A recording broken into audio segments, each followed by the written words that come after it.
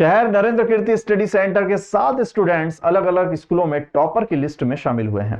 वहीं कुछ विद्यार्थी ओवरऑल स्कूल टॉपर की सूची में भी शामिल है। इस मौके पर कोचिंग सेंटर के द्वारा सारे विद्यार्थियों का साफा पहनाकर उनकी मेहनत के लिए उनका सम्मान किया गया। पटाखे फोड़कर जश्न मनाया गया और केक काटकर बच्चों का उत्साहवर्धन किया गया।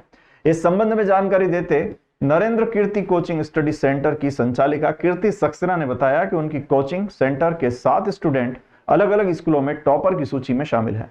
इसमें केवीके की कशिश यादव 94% कॉमर्स के साथ, ज्ञान सागर ग्लोबल स्कूल की भव्या गुप्ता 92.4%, कादम्बनी चिल्ड्रंस अकेडमी के अमन मावर 84.6%, कृष्ण ज्योति स्कूल के हर्ष जाट 95.6%, कला संकाय में सेंट पॉल की निहारिका राठौर 92%, सेंट पॉल की नेहल चौरड़िया 91%, केवीके की विभूति 90%, भारतीय ज्ञानपीठ स्कूल की साक्षी विष्ट 91%, एक्सीलेंस स्कूल की भूमि भाव शाह 90.6% अंक लेकर स्कूल की मेरिट में आई है।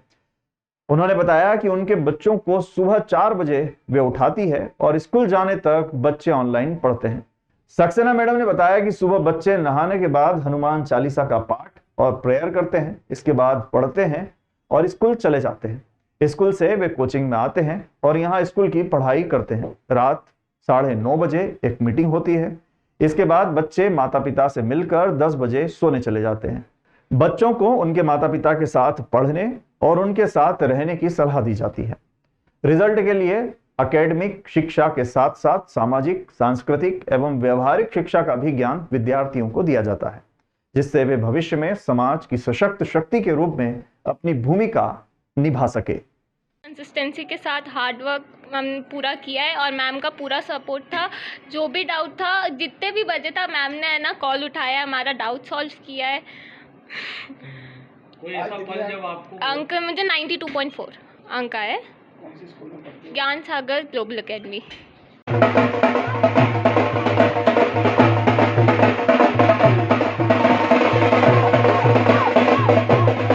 मेरा नाम कशिश यादव है। मैं केंद्रीय विद्यालय स्कूल से हूँ। मेरे 94.6% बने हैं और मैंने स्कूल टॉप किया है।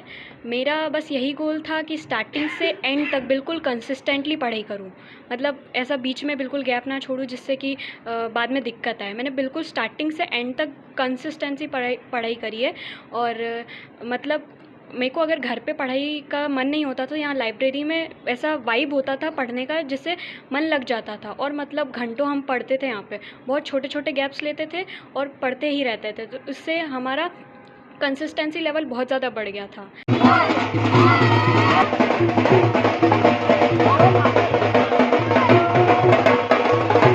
कादम्बनी स्कूल से मेरे को अभी एग्ज़ाम में 84.6% बने और इसके लिए मैंने पूरे साल एक स्कूल और इसके साथ मैंने स्कूल टॉप किया अपने स्कूल में। इसके लिए मैंने क्या बोलते हैं कंसिस्टेंसी, एक शेड्यूल को फॉलो किया है। डेली हमारा एक रूटीन चलता था, सुबह से लेकर रात तक का हम उसे फॉलो करते थे। छोटे छोटे गैप्स होते थे जिसमें आधी घंटे का, जिसमें हम ब्रेक लेते थे और बस माइंड फ्रेश रखते थे। डिस्ट्रैक्शन जैसे फ़ोन और इन सब चीज़ों से हमने दूरियाँ बना के रखी थी इस टाइम पे। और जो डाउट्स होते थे उसके लिए हम ज़्यादातर टाइम हमारे जो स्टडी प्लेसेस थी, लाइब्रेरी, उन जगहों पे बिता देते।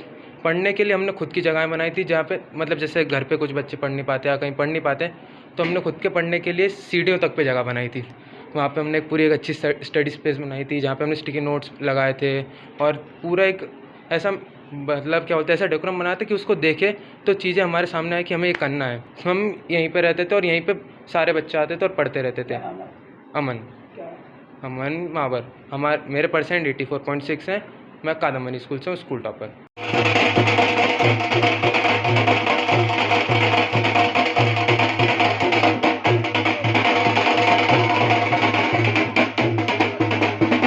ये सीबीएसई 12th का रिज़ल्ट आया है मार्च 2024 का, जिसका जश्न मनाया गया है बच्चे की मेहनत के लिए। सिर्फ मेहनत के लिए नहीं, लेकिन हमारी कोचिंग संस्थान पिछले सालों से जब बच्चे का रिज़ल्ट लेकर आती है तो टॉपर और जिनका रिज़ल्ट कम आता है सभी मिलकर जश्न मनाते हैं।